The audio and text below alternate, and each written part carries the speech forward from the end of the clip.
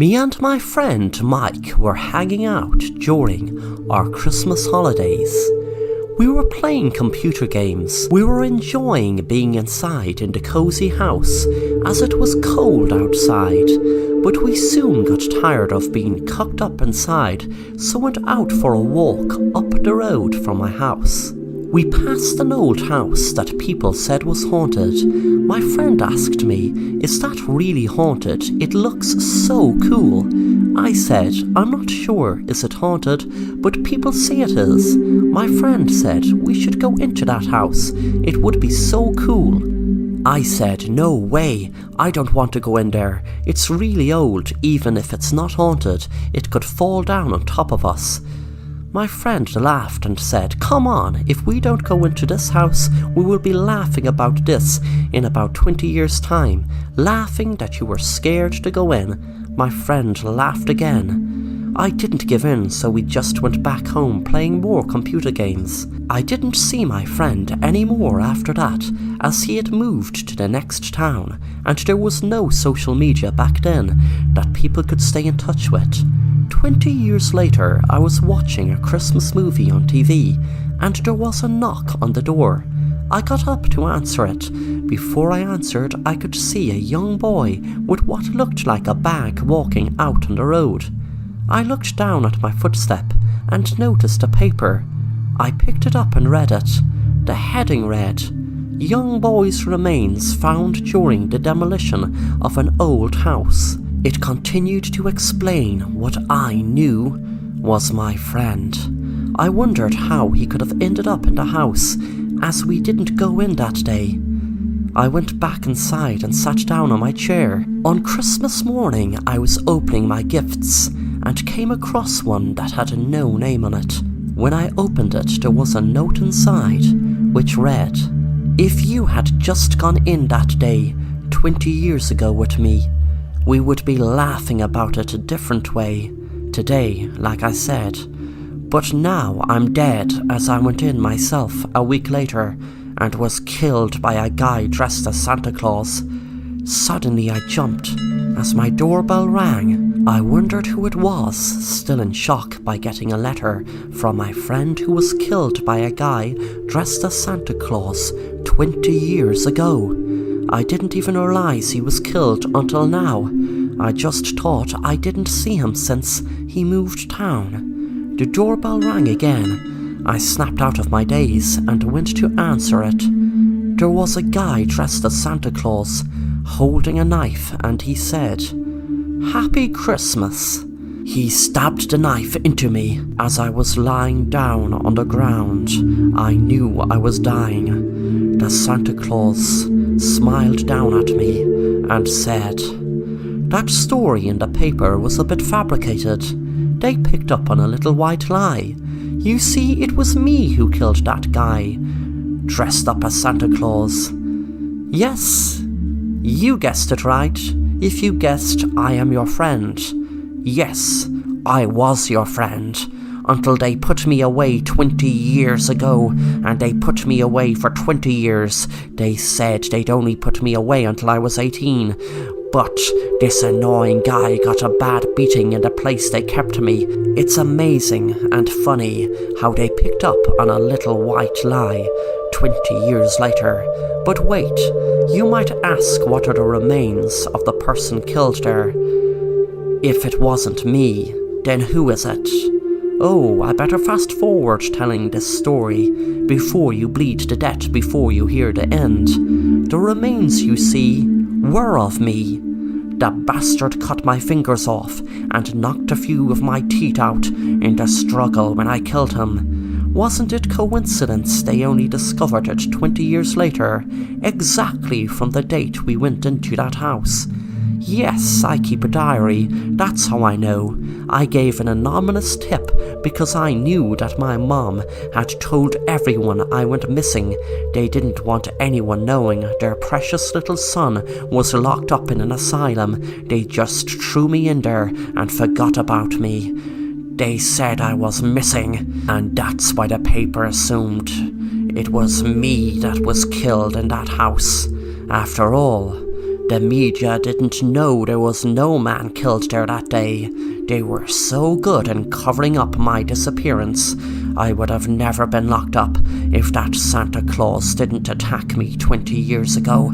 It was self-defense, but they didn't see it that way. He went crazy shouting it was his home. He kept saying he wasn't going to get out of there. I didn't care if he wanted to live there or wanted to run out and never see the place again. But he took out a knife and attacked me. But luckily I learned martial arts and I protected myself, but they treated me like the criminal, not the victim. But now you will be a victim. You are a victim, and soon you will be a dead victim.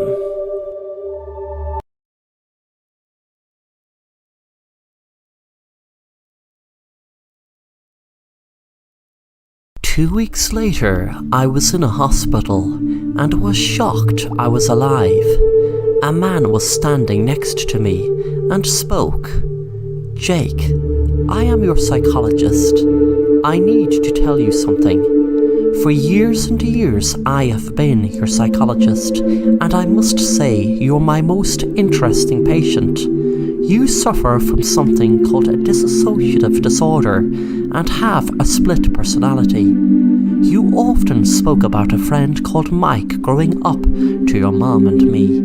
But Jake, I can confirm you never had a friend by the name of Mike. Jake, this might be very hard for you to take in, but even though I have told you for years you had no friend called Mike, it was just like you forgot I told you a few minutes later. It was like you buried any memory of me or anyone telling you Mike wasn't real. It was the day you went to the haunted house. I got my first proof, and I'm sorry, Jake, but that is what had you committed to an asylum. It wasn't Mike who was in the asylum, Jake. It was you. The hidden cameras around your house took footage of you playing a computer game, talking to Mike, who wasn't there. And he was never there, Jake, because Mike didn't exist, except inside your own head. Mike is part of your split personality. That day, I followed you, filming you with my video camera. And Jake, I'm going to show you what I filmed. The man held up his phone and a video played. It was me outside the haunted house. And then I was inside the house, punching into thin air. Then I felt faint when I saw myself cut off my own fingers and pull a few of my teeth out. The man took the phone away and said, "Jake, after I showed this to your mom and the authorities, etc., we had no other choice but to have you put away in the asylum. I tried to whisper, and the man didn't hear me, so he came closer.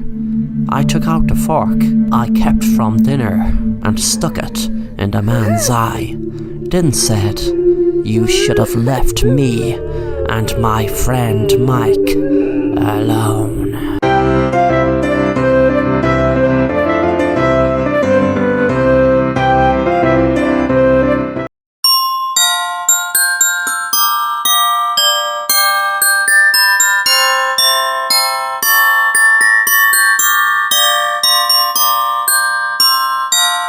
My family were very poor, and this year has been the worst year ever. My dad was working long hours at a job that paid him next to nothing, and we still couldn't make ends meet. It was coming up to Thanksgiving, which meant there were lots of expense if we were to get a Thanksgiving dinner. It was just me and my sister and parents, but still there was Christmas coming up and we need money if we were to buy presents, etc. We say every year we won't get excited about Christmas, but when it comes to it, we always do. No matter how hard we had it, my dad always made sure Santa Claus would always come to us at Christmas time. We were just about to give up on Christmas time when my dad was offered an extraordinary deal. This man that looked like he was working for the government or was a secret agent approached my dad one day randomly outside the mall. The man said, "Hello sir, let me introduce myself as Mr. Change. I call myself Mr. Change because I make people's lives change. I can't say where or how I heard about your unfortunate circumstances, but the main thing is I did, and for that reason it makes you a very lucky man. The reason it makes you a very lucky man is because I can change your life totally. I can set you up in a high-paying job with holidays paid for 4 times during the year. The first year you will be exempt from paying any tax, and you will also be given a new luxury home and car. Please don't say anything or give me any answer until I finish what I am about to tell you. This is an experiment you may call that is given to people in need. That's people in situations like yours. You are working around the clock and see no signs of it, but I am giving you the opportunity to that all change. All you need to do is come to a secret location where you and your family will be blindfolded to and taken to enjoy a lovely Thanksgiving meal. We will have top chefs preparing the meal. After the meal, you will be automatically given the opportunity of a lifetime. Your luxury car will be outside your door when you arrive home, and there will be directions put in the GPS to your new luxury home, which will still be in your same neighborhood.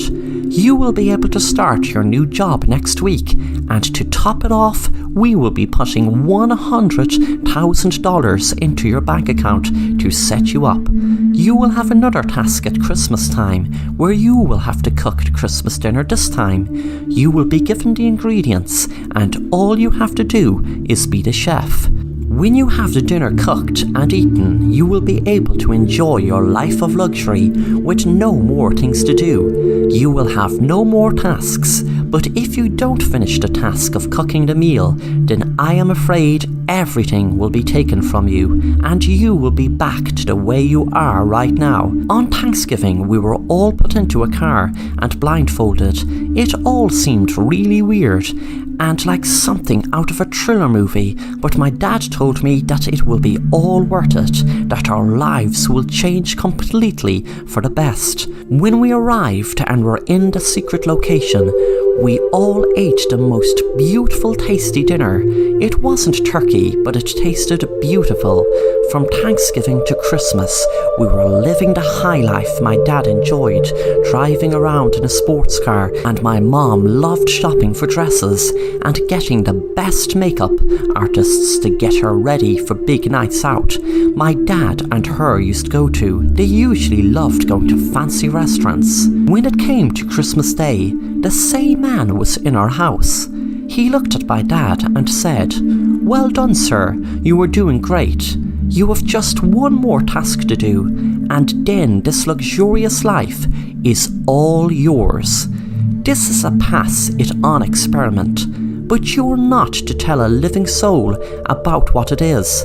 Otherwise, you will have everything stripped away.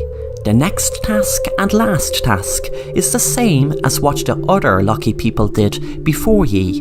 They are now living the most luxurious lifestyle you can imagine. All you need to do is pick a family member, your son, your daughter, or your wife, and kill whoever you choose with this gun. Then cook them, and whoever is alive out of the tree, then eat the body." That's what the other family did, and they never looked back. Me and my dad and mom and sister all froze and thought he was kidding, but after a while we knew he wasn't. My dad took the gun and held it up to my mom and pulled the trigger. We are now rich, but I'd rather be pinless than my mom of being killed.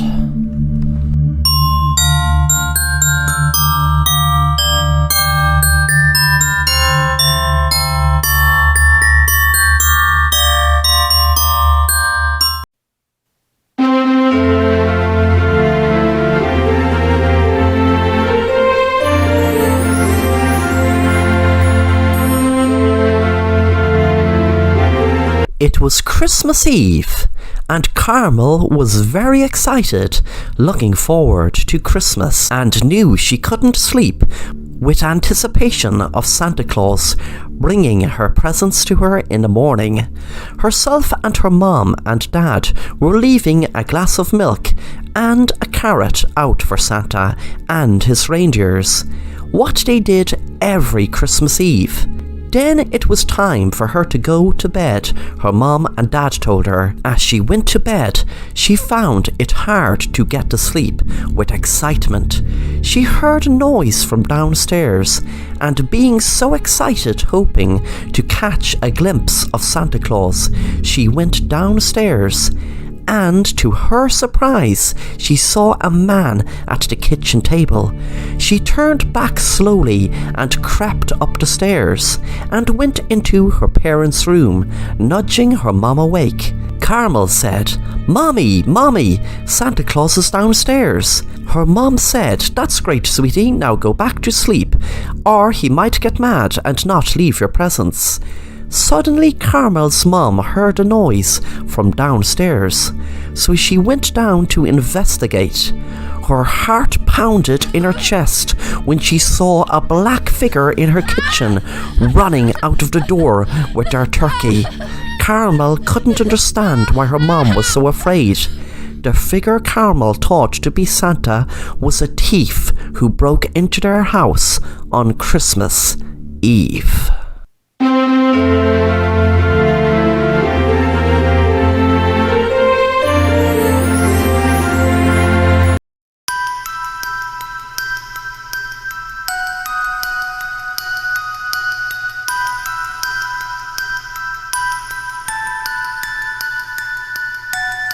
It was Thanksgiving in Kevin's household, and his cousin Sam and Dad Mark were visiting for Thanksgiving dinner. They were talking before the plates were ready to be put on the table and them start eating. Sam was talking about his dad and his keen interest in spiders. Sam said, "My dad has loads of different spiders, and did you know that each year when we are asleep, there are lots of different spiders crawl into our mouths during our sleep?" Kevin said, "Don't say something so stupid and which isn't true. We are going to be eating dinner soon. We don't want to hear you lie about spiders crawling into our mouth. That is disgusting, and of course it isn't true." Sam got angry and said to his dad, "Dad, tell him it's true. Tell him that spiders do crawl into people's mouths when they are asleep." His dad said, "Son, that isn't exactly the topic of conversation we want to be having at Thanksgiving dinner." That night, Kevin went to bed early, while Sam was sleeping in the spare room. Kevin wasn't in the mood to play video games with Sam, as he found him annoying. He quickly fell asleep, but suddenly he awoke from his sleep in the middle of the night. He panicked when he realized he couldn't hardly breathe. He noticed there was something tied around his face, and he struggled to get it off, but luckily it did fast. But when it did, he froze in horror when spiders crawled out of his mouth. Sam was looking in from the door because he couldn't miss the prank he pulled on him, but suddenly he felt kind of sick. Within minutes he dropped to the ground after being bitten by a poisonous spider while putting them in Kevin's mouth. Kevin suddenly felt sick also, and they both died from spider poisoning from spiders Sam had stolen from his dad's bedroom, not knowing that one of them was a poisonous spider. Thanks for watching the Assassin Rapper, and if you enjoy the content, then make sure to subscribe and hit the bell to be notified of new content.